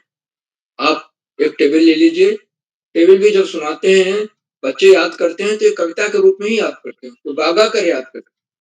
तो हमारी पढ़ाई की यात्रा ही साहित्य से देखा जाए तो शुरू हो, और जो हम आगे बढ़ते जाते हैं, अगर हमारी रुचि है उसमें, ईमानदार प्रवृत्ति है, तो हम नए-नए क्षेत्रों में लिखना पढ़ना शुरू कर देंगे और हमारी रचनात्मकता का विकास, चाहे कविता हो, कहानी हो, और देख करके ही हम पढ़ करके ही लिख सकते। अच्छा साहित्य पढ़ने के बाद उसी तरह का साहित्य लिखने की प्रेरणा, हम वैसा न लिख पाए, उससे उतना अच्छा तो नहीं लिख सकते क्योंकि बड़े-बड़े लेखकों द्वारा लिखा गया है, फिर भी उस एक अलग चीज लिख सकते हैं जिसमें हमारा अनुभव जुड़ा हुआ है, हमारा ज्ञान जुड़ा। रेणु ओझा जी ने काफी देर तक अपना वक्तव्य दिया और बिना तैयारी के वक्तव्य दिया, इसके लिए विशेष रूप से बधाई के बाद विशेष अतिथि बनने के लिए, सुंदर वक्तव्य के लिए और तत्काल विषय पर भाषण के लिए मैं रेणु ओझा जी को बहुत-बहुत हार्दिक बधाई। आज की हमारी मुख्य अतिथि आदरणीय श्रीमती ज्योति शाह जी हैं, जो राजकीय जूनियर स्कूल सोमनी अल्मोड़ा से, और आदरणीय ज्योति शाह जी ने बताया कि जब कक्षा 6 में है तब से उनको संचालन का अनुभव हो गया। शुरू में तो बड़ी घबराहट हुई, लेकिन धीरे-धीरे उन्होंने संचालन करना शुरू किया और उनको संचालन में आनंद आने लगा। उन्होंने बच्चों की प्रस्तुतियों की सराहना की, संचालन की सराहना की और किरोला जी के इन भगीरथ प्रयासों की भूरि-भूरि प्रशंसा की कि वे और ये भी बताया कैसे इन कार्यक्रमों से जुड़ी हुई किताब पोथी के माध्यम से जुड़ी, और जुड़ने के बाद उनको इन कार्यक्रमों से जुड़ करके उनका एक भाग बन करके इसमें भाग लेकर के उनको बहुत अच्छा लगा। उन्होंने बताया विद्यार्थी जीवन के 2 चरण होते हैं। हमें अगर पहला चरण हमने बहुत मेहनत से किया है तो दूसरा भी अच्छा ही जाएगा। और ये भी बताया कि बहुत ही पढ़ाकू रही हैं, बहुत पढ़ने वाली, आज भी पढ़ती हैं। भगत सिंह जी की उन्होंने कविता सुनाई जो बड़ी-बड़ी प्रेरणादायक थी। शहीद भगत सिंह। मैं आदरणीय मुख्य अतिथि महोदया के प्रेरणादायक बोधन के प्रति बहुत-बहुत हार्दिक आभार व्यक्त करता हूँ। उन्होंने अपने बहुमूल्य समय से हमें समय दिया, उनके प्रति बहुत-बहुत आभारी। मित्रों, इन कार्यक्रमों से उत्तराखंड में शिक्षा विभाग के निदेशक और शिक्षाविद आदरणीय आकाश सारस्वत जी नृत्य पर देते हैं, जुड़ते हैं और अपने प्रेरणादायक बोधन से हम सबका मनोबल बढ़ा। उन्होंने इस बात को रेखांकित किया कि ये सबसे जटिल मुश्किल कार्यशालाओं में से एक, और जो बच्चे पाठ्य पुस्तक के तरह पुस्तकें भी पढ़ते हैं, सामान्य ज्ञान की पुस्तकें पढ़ते हैं, जीवनी पढ़ते हैं, वो इसमें थोड़ा बेहतर कर सकते, बोल सकते। लेकिन पढ़ने के अलावा बोलने का अभ्यास भी जरूरी है। आप घर में शीशे के सामने खड़े हो जाइए, कोई भी विषय लिए चिट डाल लीजिए, 20-25 विषयों की एक चिट उठाइए और उस पर बोलना शुरू। धीरे-धीरे अभ्यास करते-करते आप बहुत अच्छे वक्ता बन जाए। कहना आसान है, करना थोड़ा मुश्किल है, क्योंकि इसमें हमें बहुत अभ्यास करना। आदरणीय शाश्वत जी ने इस बात को भी बताया कि जब से कार्यशालाएं शुरू हुई हैं, बच्चों के व्यक्तित्व में आमूल-चूल परिवर्तन हुआ है और वो अपने पहली कार्यशालाओं से जुड़कर अपने विद्यालय ही नहीं, बल्कि जिला स्तर पर, प्रदेश स्तर पर और राष्ट्रीय स्तर पर भी एक से एक अच्छी प्रस्तुतियां दे रहे हैं और पुरस्कार प्राप्त कर। लेकिन बच्चों का मुख्य लक्ष्य है पढ़ाई और उसके लिए नियमित सतत अध्ययन जरूरी है। आदरणीय सरस्वती के प्रेरणादायी बोधन के लिए मैं बहुत बहुत हार्दिक आभार व्यक्त करता हूं। मित्रों, इन कार्यक्रमों से खंडवा से डाइट में सीनियर व्याख्याता पद पर कार्यरत शिक्षाविद आदरणीय डॉक्टर अशोक कुमार नेगी जी प्रतिदिन जुड़ते हैं, आज भी जुड़े हुए हैं और उन्होंने चैट बॉक्स का उत्तरदायित्व संभाला। उनकी सुंदर रोचक उत्साहवर्धक टिप्पणियां बच्चों के मनोबल बढ़ाती हैं और बच्चे उनकी प्रतीक्षा करते हैं। उनको सादर प्रणाम करता हूँ, पुरुषा नमन और वंदन करता हूँ, उनका हार्दिक स्वागत है और अपने विषय उद्बोधन में, आशीर्वचन में तो हमेशा कोई न कोई नया विश्लेषण ही देते। आपका स्वागत है आदरणीय नेगी जी। मित्रों, इन कार्यक्रमों से देश के 16 प्रांतों के अनेक कवि, कहानीकार, साहित्य प्रेमी, मनीषी और चिंतक भी उन्हें कुछ नाम पोर्टल पर आए जो इस प्रकार हैं। आदरणीय नरेंद्र पाल सिंह जी, आदरणीय सुमेश श्रीवास्तव जी, जामू मीठी उत्तर प्रदेश, आदरणीय सविता वैश्य मैडम, गौरीगंज उत्तर प्रदेश, आदरणीय अशोक पंत जी, आदरणीय ब्रिजमोहन जोशी जी, आदरणीय अरुणा श्रीवास्तव मैडम, आदरणीय डॉक्टर आर.एस. राणा जी, आदरणीय किशन लाल जी, आदरणीय दीपा कलोनी मैडम, आदरणीय गिरीश जोशी जी, आदरणीय भगवती बुटौला मैडम, आदरणीय शोभा विश्व मैडम, आदरणीय रमेश त्रिपाठी जी और 16-17 प्रांतों से जुड़ने वाले नए विद्वान शिक्षक और विदेशी शिक्षक आप सब प्रतिदिन हमारे कार्यक्रमों से जुड़ते हैं और जुड़कर कार्यक्रमों को नई आभा प्रदान करते हैं, नई गरिमा प्रदान करते हैं। हमारे कार्यक्रमों में चार चांद हमारे अंदर नई ऊर्जा का हम आपको इस लगातार मिलने वाले सहयोग के प्रति बहुत बहुत हार्दिक साथियों, जहाँ बच्चे हों, अभिभावकों का सहयोग अनिवार्य और आज बच्चे इस त्वरित भाषण कार्यशाला में जिस तरह से जितने वीरता के साथ बोले हैं, उसको देखकर लगता है कि उन्होंने घर पर जरूर अभ्यास किया होगा। पूरा अभ्यास तो किया ही हो। बहुत अच्छी प्रस्तुतियां रही सबकी। तो इसमें अभिभावकों का सहयोग प्रत्यक्ष दोनों रूपों, एंड्रॉइड फोन मुहैया कराना, वाईफाई है, लैपटॉप है, एकांत कक्ष है, ये सारी चीजें अभिभावक ही मुहैया कराते हैं और वही अभिभावक कराते हैं जो चाहते हैं उनके बच्चों के व्यक्तित्व का विकास। अनेक अभिभावक तो पीछे रह जाते, सोचते हैं क्यों अपनी कार्यशालाओं से जुड़े, बच्चों को छोड़ देते हैं, वो खेलते रहते। लेकिन इन कार्यशालाओं से जुड़ने वाले अभिभावकों को मैं सादर नमन करता हूँ और मेरे व्यक्तिगत विचार से वो उनका जोड़ना, बच्चों को इन कार्यशालाओं से जोड़ना, अपने बच्चों को जोड़ना, ये सबसे बुद्धिमत्तापूर्ण कदम है। अभिभावकों से लगातार मिलने वाले सहयोग पर बहुत बहुत हार्दिक आभार व्यक्त करता हूँ और अंत में इन कार्यक्रमों का सूत्रधार आधारबिंद, प्रेरणा पुरुष और ऋषियों का सजीवन जीने वाले आदरणीय केवला जी, जो प्रातःकाल 4 बजे प्रमुख उठकर रात 11 बजे तक इन्हीं कार्यक्रमों को रूपरेखा बनाते हैं। वह एक से एक रोचक, सरस, ज्ञानवर्धक और बाल मन भावन कार्यक्रमों की रचना करते हैं। अनेक विधाओं में कार्यक्रम हो चुके हैं, 36 से अधिक विधाओं में और नई नई विधाएं आती जा रही। मैं केवला जी के इन प्रयासों को सम्मान करता हूँ, वंदन करता हूँ, अभिनंदन करता हूँ और अधिक समय नहीं लेकर अपने वाणी को विराम देते हुए मंच का आज बहुत सुंदर संचालन कर रहे प्रिय ईधान जी को मैं सौंपता हूँ, जो आगे का संचालन करें। बहुत बहुत धन्यवाद, बहुत बहुत हार्दिक आभार। ईधान जी। जी सर, हार्दिक आभार। अब मैं मंच पर आमंत्रित करता हूँ श्रीमान अशोक कुमार नेगी सर, खंडवा मध्य प्रदेश से। जी इदांत भैया, बहुत धन्यवाद आपका। मेरी आवाज आ रही है इदांत जी? जी सर। तो आपको ढेर सारी बधाइयाँ, ढेर सारी शुभकामनाएं। आज के कार्यक्रम में आपने जो विषय आपको दिया गया था कि मेरे घर के कामों में मैं कैसे हाथ बटाता हूँ, और आपने बहुत ही संक्षिप्त में कुल 5-6 बिंदुओं पे अपनी बात रखी घर पे काम में हाथ बटाने के लिए। सबसे महत्वपूर्ण जो आपने बात रखी कि अभी पानी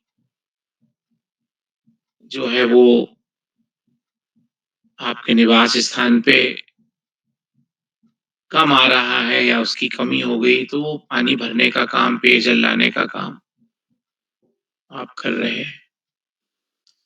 स्वच्छता, साफ-सफाई का काम कर रहे हैं। प्रतिदिन आप पूजा पाठ भी घर पे करते हैं। जो दे हम घर में हमारा मंदिर होता है, उसमें हम नित्य प्रति भगवान का स्नान कराना, उनका पुष्प से, चंदन से लेप करना, पुष्प और मालाएँ पहनाना, आरती पूजन करना, प्रसाद भोग लगाना।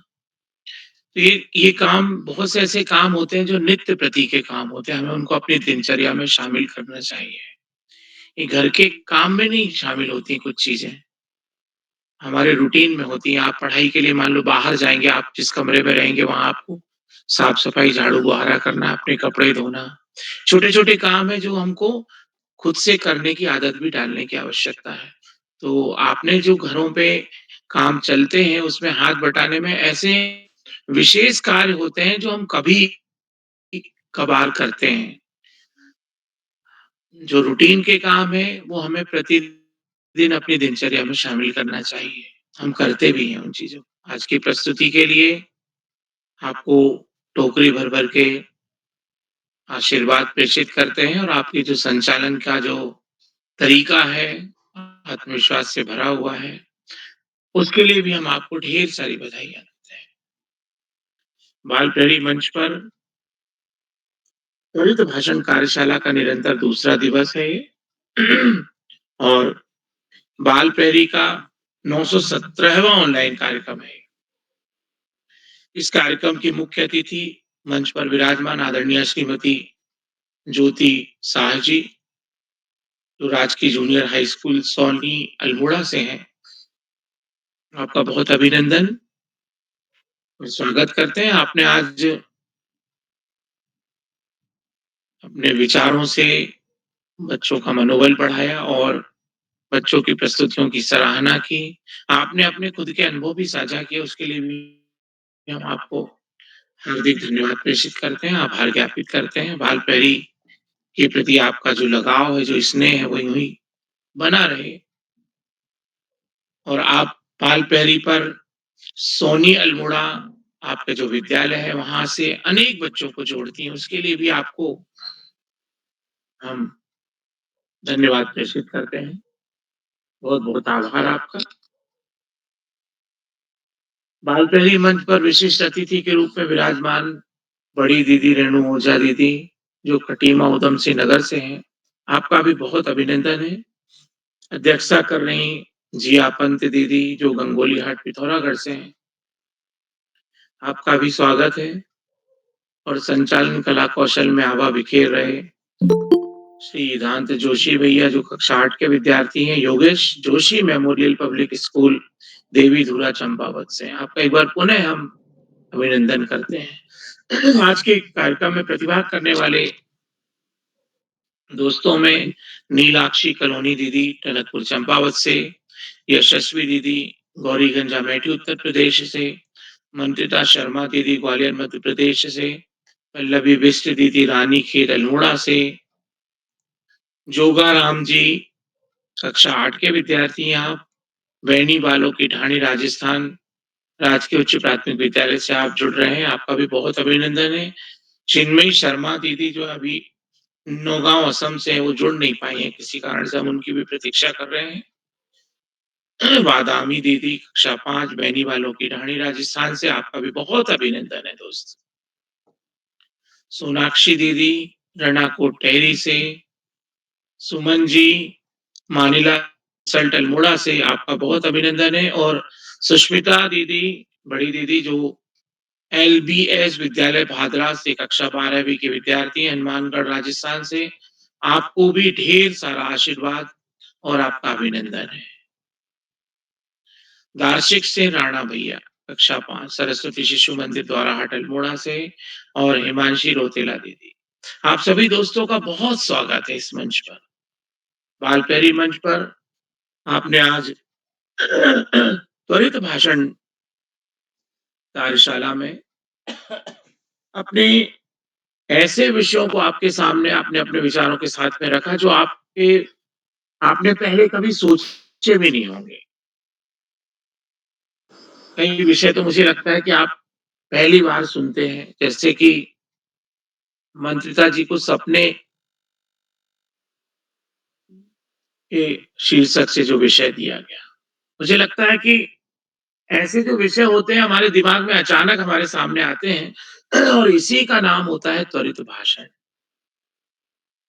यदि हमारे सामने परंपरागत विषय आए और हमको पहले से जानकारी हो, तो हमें बहुत कुछ करने की ज़रूरत नहीं पड़ती है। हमें कोई चिंतन, मनन, ध्यान, विश्लेषण, तर्क, कल्पनाशीलता, इनकी कोई आवश्यकता नहीं पड़ती। लेकिन जब त्वरित भाषण में हमारे सामने कोई विषय आता है, जो हमने पहले कभी सोचा नहीं होता है, तभी हम सच्चे भाषणकर्ता बन सकते हैं। सच्चा उद्बोधन का वैचारिक प्रमाण हम दे सकते हैं। सामान्यतः दैनिक जीवन में जो विषय होते हैं, वो हमारे इर्द-गिर्द मौजूद होते हैं। बरसात का मौसम, आसाम जैसे जो क्षेत्र हैं उनमें, या अभी बारिश का जो दौर है इसरो में आ रहा है, और प्री मानसून जो है उसके क्षण कुछ जगह दिखाई देते हैं। या यूँ कहें हम कि 15 जून के आसपास जो है लगभग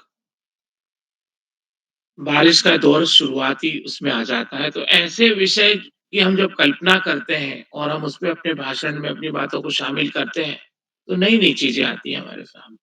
मेरा मेरा स्कूल यदि कोई विषय हमारे सामने आता है, या हमको कोई मंदिर जो हमने देखा उसके बारे में हम बातचीत करते हैं, या हम अपनी दिनचर्या के बारे में बोलते हैं, तो ये विषय हमारे सामने मौजूद होते हैं। अचानक से आने वाले जो विषय हैं, मुझे याद है आदरणीय उदय किरोला सर ने कई ऐसे विषय भी अनेक बार रखे हैं, जैसे अचानक से कोई बाहर से कुंडी बंद कर दे और मैं अंदर अकेला हूँ। तो ये जो विषय होते हैं मानस पटल को उसके अंदर तूफान ला देते हैं, सोचने पे मजबूर कर देते हैं। जो त्वरित भाषण होता है, वो अपने आप में एक प्रकार से अ, उसको हम कह सकते हैं कि ऐसी विधाओं में उसको शामिल किया गया है, जो चिंतन की ओर हमें लेके जाती है। जो व्यक्ति कभी कुछ पढ़ता, लिखता नहीं, देखता, सुनता नहीं है, जो कभी किसी की बातों पे ध्यान नहीं देता है, वो कभी त्वरित भाषण में शामिल नहीं हो सकता है। त्वरित भाषण में सामना करने वाले जो बच्चे हैं, ये निश्चित रूप से ये अपनी बात को रख के सिद्ध करते हैं कि वो नित्य प्रति गंभीरता से किसी चीज़ को सुनते हैं, किसी के विचार को समझते हैं, किताबों और टेक्स्ट बुक की इतर किताबों को, अखबार को पढ़ते हैं, रेडियो की बातों को ध्यान से सुनते हैं, टेलीविज़न के कार्यक्रमों को ध्यानपूर्वक देखते हैं, अपने परिवार में चर्चा परिचर्चा में भाग लेते हैं, अपने दोस्तों से रोज़ मिलते हैं, मुलाकात करते हैं और किसी विषय पे बात करते हैं। खेल के मैदान में जाके कि खेल यदि कोई खेल रहे हैं तो उनमें अपनी सहभागिता करके अपने विचारों का आदान-प्रदान करते हैं। शादी-विवाह में, छुट्टियों में कहीं जाते हैं तो वहाँ से नए-नए लोगों से मिलके नई-नई चीज़ें उनको पता लगती हैं। आज की कार्यशाला में आपने जिन भी विषयों पे अपनी विचारों का आदान-प्रदान किया, उनको यहाँ पे रखा और त्वरित भाषण में उसको अभिव्यक्ति में लेके आए, उसके लिए मैं सभी नन्हे-मुन्ने दोस्तों को ढेर सारी बधाइयाँ देता हूँ, शुभकामनाएँ प्रेषित करता हूँ। हाल-पहली मंच पर आपकी जो प्रस्तुतियाँ हैं, उसको मैं सराहना प्रेषित करता हूँ। आज की कार्यशाला में हमेशा की तरह आदरणीय आकाश सारस्वत सर का मार्गदर्शन, आदरणीय श्याम प्रसाद पांडेय सर का बच्चों की प्रस्तुतियों की सराहना और आदरणीय उदय किरोला सर का हम सबको एक सूत्रता में बांध के रखना। ये जो ज्ञान की जो त्रिवेणी है, उसको मैं कोटि-कोटि वंदन, अभिनंदन और प्रणाम निवेदित करता हूँ, आभार और धन्यवाद ज्ञापित करता हूँ। बाल प्रहरी मंच पर जितने भी साथी जुड़ते हैं, प्रत्यक्ष और अप्रत्यक्ष रूप से जो सहयोग करते हैं, जो शिक्षाविद जुड़ते हैं, जो अभिभावक जुड़ते हैं, उन सभी को मैं प्रणाम करता हूँ। चैट बॉक्स पर भी मैं देख पा रहा हूँ कि अनेक लोगों ने निरंतर अपनी टिप्पणियों से बाल प्रहरी मंच पे बच्चों की प्रस्तुतियों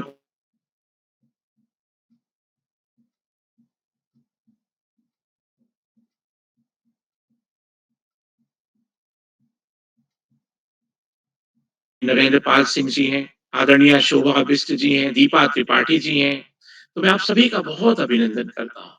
अनेक साथी मुझे दिखाई दे रहे हैं, बीना गोस्वामी जी हैं, मतलब चिन्मयी शर्मा दीदी जो वो जुड़ी हुई हैं, किसी कारण से वो अभी अपनी उपस्थिति नहीं दे पाई, तो उनकी भी हम प्रतीक्षा करेंगे। ज्योति शाह जी जो हमारे आज के कार्यक्रम की मेहमान हैं, आपका भी निरंतर चैट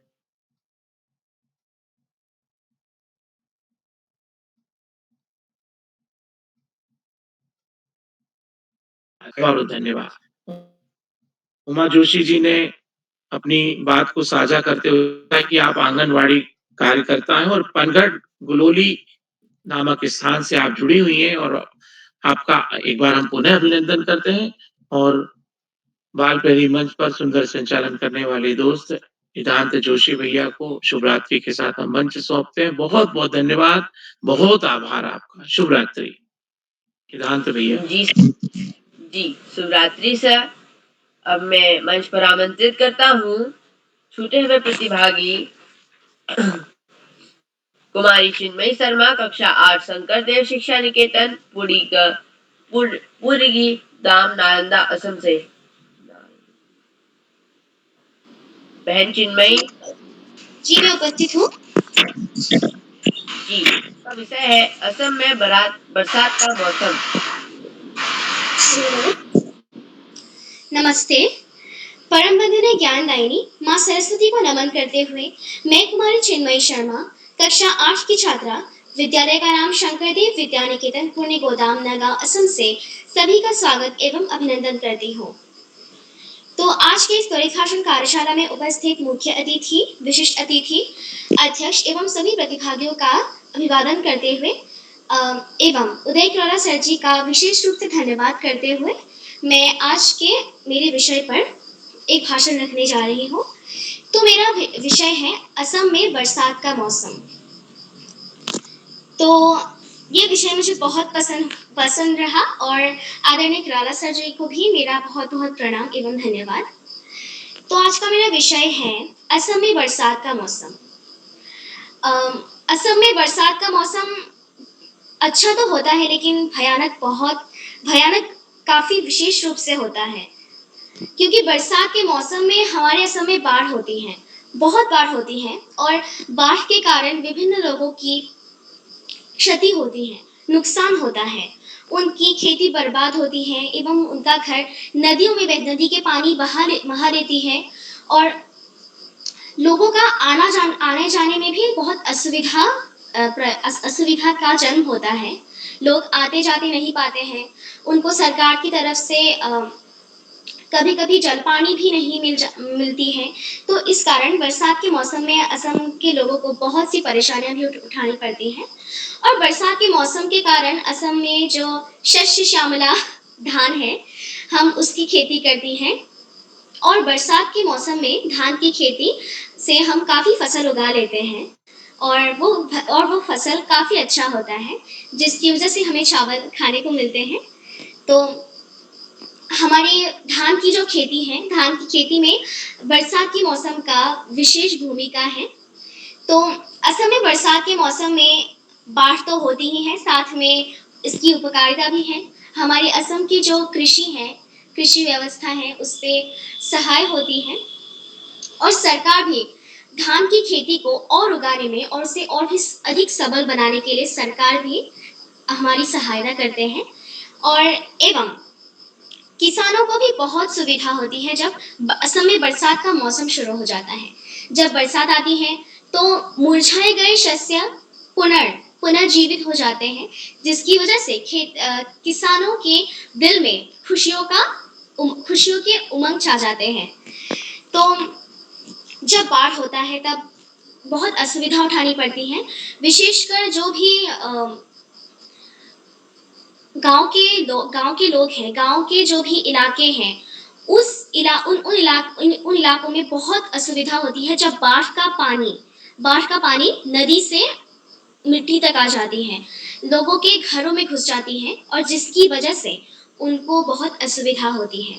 उनके खाने-पीने पर भी बहुत असुविधा आती है और असम में तो बाढ़ होता ही है, साथ में भारत के कुछ अन्य प्रांतों में भी बरसात होती है। जो असम के पास के जो राज्य हैं, असम के पास के जो प्रांत हैं, उनमें भी बरसात आ जाते हैं, जिसकी वजह से उन प्रांतों को भी बहुत असुविधा उठानी पड़ती है।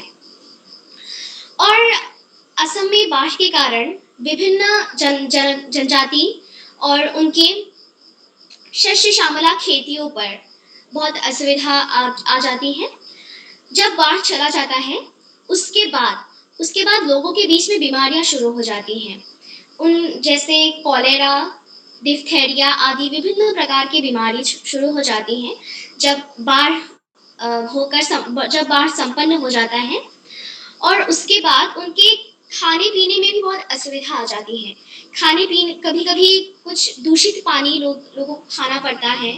कभी-कभी कुछ बच्चे बाढ़ के कारण कुछ बच्चे को मृत्यु की गोद में भी सोने पड़ जाता है, जो नवजात जो शिशु हैं, उनको उनको पानी बहा देती है और काफ़ी जीव-जंतु जैसे गाय, बैल और इस तरह के सभी जीव-जंतुओं को बाढ़ के पानी उन्हें बहा देते हैं, जिसकी वजह से साधारण कृषिजीवी लोगों का भी बहुत नुकसान होता है।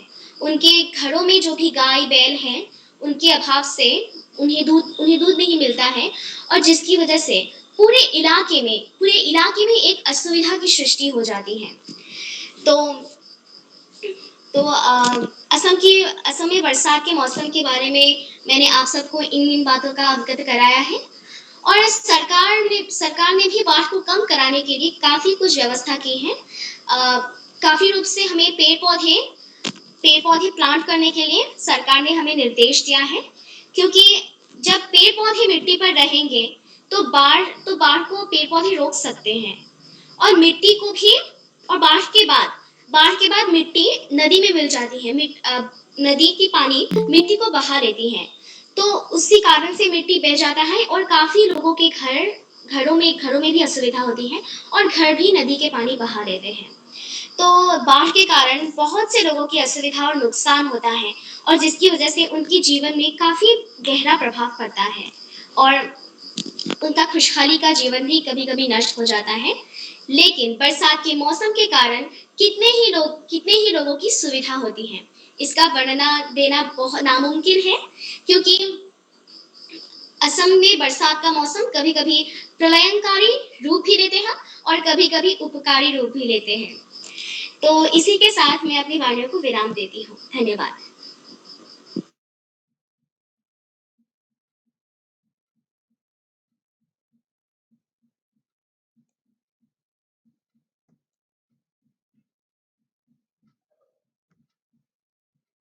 साक्षी, कुमारी सुमन बहन। अब मैं मंच पर आमंत्रित करता हूँ हमारी आज की अध्यक्ष जिया पंत, कक्षा 7 विवेकानंद इंटर कॉलेज, गंगोली हाट, पिथौरागढ़। जिया पंत जी शायद वे भी हमारे बीच उपस्थित नहीं है। अब मैं मंच श्रीमान उदय कुराला जी को सौंपता हूँ। जी, ईदान जी आपको सुंदर संचालन के लिए बधाई। और अंत में हमारी दोस्त चिन्मयी ने बहुत ही सुंदर अपनी प्रस्तुति दी और उनकी प्यारी तोतली भाषा सुन के अच्छा लग रहा है। आदरणीय शाश्वत सर कहते हैं कि ये बच्चे कहीं न कहीं हिंदी में भी पारंगत हुए हैं। तो मैं चिन्मयी और सभी नन्हे-मुन्ने दोस्तों को बहुत बधाई देता हूँ। सबने बहुत अच्छी-अच्छी प्रस्तुति दी। तो जैसे हमारे मुख्य अतिथि ने कहा, हमको कहीं न कहीं अपनी बात रख के सुनना भी है, तो अधिकतर लोग अपनी बात कह के चल देते हैं और बाद में वो कहते हैं जब संचालन की बारी आती है, तो उस समय वो संचालन नहीं कर पाते हैं। तो इसलिए मैं यही कहूँगा कि हमको कहीं न कहीं दूसरों की भी सुननी चाहिए, तो हम कार्यक्रम को समेटते हैं। आज लाइट नहीं है, कई लोग शायद नहीं जुड़ पाए, हमारे वो अल्मोड़ा में भी आज कहीं लाइट नहीं दिख रही है और इसलिए कई साथी नहीं जुड़े हैं। तो मैं एक बार पुनः आज के अपने मुख्य अतिथि आदरणीय ज्योति साहब मैम का विशेष रूप से आभार व्यक्त करता हूँ और आप सभी का जो भी प्रत्यक्ष अप्रत्यक्ष तौर पर इस पटल पर जुड़े हैं, आप सबका आभार। आप सबका स्नेह इस पटल को मिलता रहेगा। जो साथी यूट्यूब के माध्यम से इस कार्यक्रम को देख रहे हैं, लाइक करके, सब्सक्राइब करके, शेयर करके भी मदद करेंगे। और तो हम आज के कार्यक्रम को समेटते हैं। कल सामान्य ज्ञान कार्यशाला होनी है, कल के लिए भी आप सब सादर आमंत्रित हैं। तो इसी के साथ आप सबको नमस्कार और शुभ रात्रि। शुभ रात्रि। बहुत